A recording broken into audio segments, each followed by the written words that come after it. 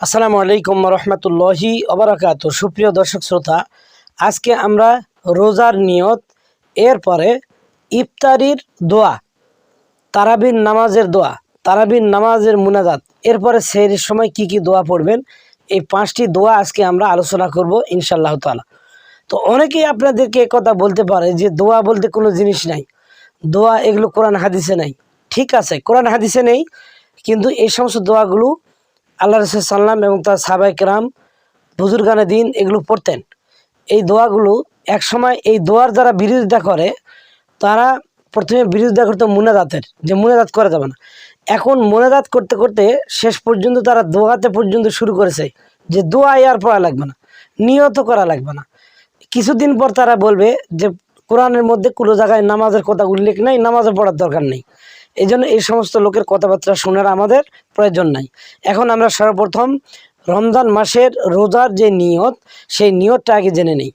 সেই নিয়তটা আমরা করব কখন না, আমরা সেহরি খাওয়ার সঙ্গে সঙ্গেই নিয়ত করব, অথবা আমরা তারাবি যখন আদায় করব, তারাবি নামাজ আদায় করার পর আমরা এইটা নিয়ত করব যে আগামীকাল আমি আল্লাহর ওয়াস্তে রোজা রাখবো। এইরকমভাবে যদি আমরা নিয়ত করি তাহলে আমাদের রোজাটা হয়ে যাবে। যদি কোনো কালক্রমে আমরা সেহরি না খেতে পারি এবং সেহরির সময় আমরা হয়তো ঘুম থেকে জাগ্রত নাও যদি হই, তাহলে আমাদের এই নিয়ত করার কারণে রোজাটা হয়ে যাবে। তো রোজার নিয়ত আমরা যিনারা পারি তিনারা মুখে এরকমভাবে আরবিতে বলবেন, নাওয়াই তোয়ান আসুমা গদাম মিং শাহরি রমাদান আল মুবারক ফারদুল্লাকা ইয়া আল্লাহু ফাতাকাব্বাল মিন্নি ইন্নাকা আনতাস সামিউল আলিম।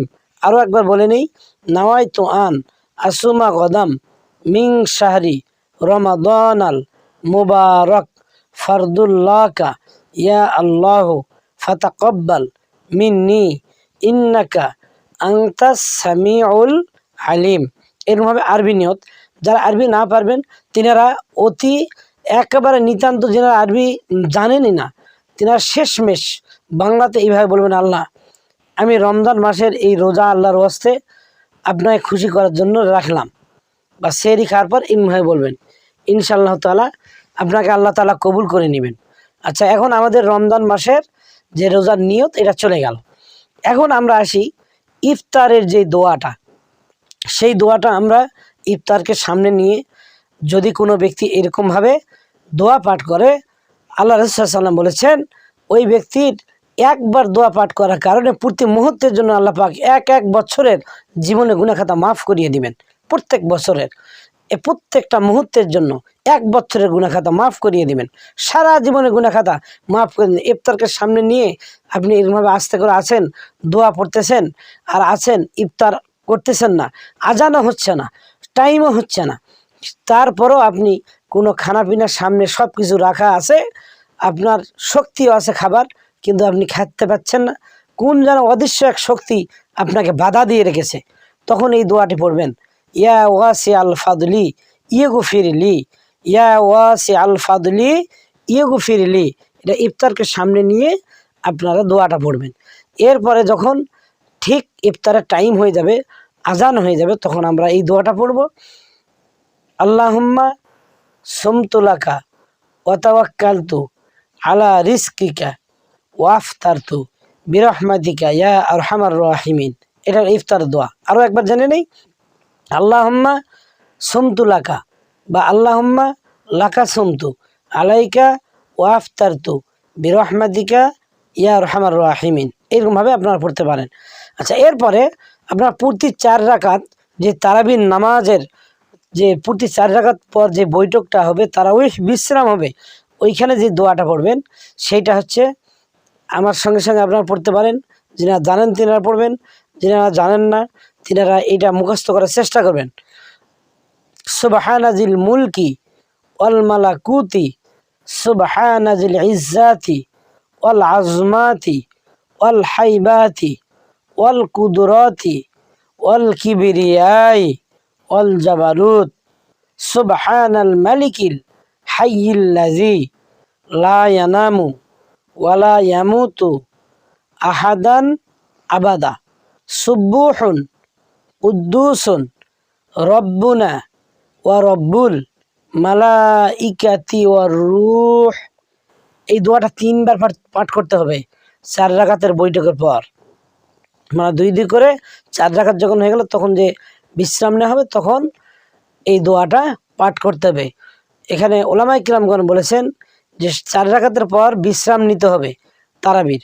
তো একটা মানুষ শুধু শুধু তিনি বসে বসে কেন থাকবেন, এই জন্য এই দোয়াটা পড়তে হবে। এই দোয়াটা সিস্টেম করেছেন। আর এই দোয়াটা সম্পূর্ণ আল্লাহ তাআলা এসএম এবং জাত তার সিফাত নাম রয়েছে। যদি কোনো ব্যক্তি এই এসএম সিফাত জাতগুলো পড়ে আল্লাহ তাআলা তার মর্যাদা বাড়িয়ে দিবেন, গুনাহ খাতা মাফ করিয়ে দিবেন, তাকে কিয়ামতের দিন আমলনামা ডান হাতে দিবেন। আবারও একবার আমরা দোয়াটা পড়িয়ে নেই। সুবহানাজিল মুলকি ওয়াল মালাকুতি সুবহানাজিল ইজ্জাতি ওয়াল আজমাতি ওয়াল হাইবাতি ওয়াল কুদরতি ওয়াল কিবরিয়াই ওয়াল জাবারুত সুবহানাল মালিকিল হাইয়িল্লাযী লা ইয়ানামু ওয়ালা ইয়ামুতু আহাদান আবাদা সুবহুন কুদ্দুসুন রব্বুনা ওয়া রব্বুল মালাইকাতি ওয়ার রূহ। এরপরে আমরা যে 4 রাকাতের পর যে বৈঠকের মুনাজাতটা করি, এই মুনাজাতটা 4 রাকাতের পর যদি করেন অতি ভালো। 20 রাকাত পড়ার পর যদি মুনাজাত করা হয় তাও ভালো। তো এই মুনাজাতটা কি এটা এখন আমরা জেনে। আল্লাহুম্মা ইন্না নাসআলুকাল জান্নাতা ওয়া নাউযু বিকা মিনান নার ইয়া খালিকাল জান্নাহ ওয়া আন-নার বিরহমাতিকা ইয়া আজিজু ইয়া গফফারু ইয়া কারীমু ইয়া সাত্তারু ইয়া রহিমু ইয়া জাব্বারু ইয়া খালিকু ইয়া বার। আল্লাহুম্মা আজিরনা মিনান নার আল্লাহুম্মা আজিরনা মিনান নার আল্লাহুম্মা আজিরনা মিনান নার বিরহমাতিকা ইয়া আরহামার রাহিমিন। এরপরে আরো অন্য দোয়া পড়তে পারেন। যেমন হাদিসে আহসানের মধ্যে সুন্দর একটি দোয়া রয়েছে, আল্লাহুম্মা আনতাস সালাম ওয়া মিনকাস সালাম ওয়া ইলাইকা ইয়ারজিউস সালাম রব্বানা হাইয়ানা বিস সালাম তাবারাকতা রব্বানা ওয়া তাআলাইতা ইয়া জাল জালালি ওয়াল ইকরাম। এই দোয়াটাও আপনারা পড়তে পারেন। তো আমরা আরো একবার মুনাজাতটা পড়ে নেই। আল্লাহুম্মা ইন্না নাসআলুকাল জান্নাতা ওয়া নাউযু বিকা মিনান নার ইয়া খালিকাল জান্নাহ ওয়া আন-নার বিরহমাতিকা ইয়া আজিজু ইয়া গফফারু ইয়া কারীমু ইয়া সাত্তারু ইয়া রহিমু ইয়া জাব্বারু ইয়া খালিকু ইয়া বার। আল্লাহুম্মা আজিরনা মিনান নার ইয়া মুজিরু ইয়া মুজিরু ইয়া মুজির বিরহমাতিকা ইয়া আরহামার রাহিমিন। এরপরে যে দোয়াটা বলা হলো ছোট্ট একটি দোয়া, আল্লাহুম্মা আনতাস সালাম ওয়া মিনকাস সালাম ওয়া ইলাইকা ইয়ারজুস সালাম তাবারাকতা রব্বানা ওয়া তাআলাইতা ইয়া জাল জালালি ওয়াল ইকরাম। এইটা হলো মুনাজাত 4 রাকাতের পর অথবা আপনার 20 রাকাত পড়েও পড়তে পারেন। তো আস্তে আস্তে ধীরে স্থিরভাবে এই দোয়া এবং মুনাজাতগুলো পড়বেন। যদি 30টা রমজান আমাদের কপালে জুটে যায় আর এইরকমভাবে যদি আমরা দোয়া মুনাজাত সম্পূর্ণগুলো কমপ্লিটলিভাবে আল্লাহ তাআলার কাছে চাইতে পারি, আল্লাহ তাআলা ওই বান্দাবান্দির জীবনের তাম গুনাহ খাতা মাফ করে দিবেন। জীবনের গুনাহ সব আউট হয়ে যাবে।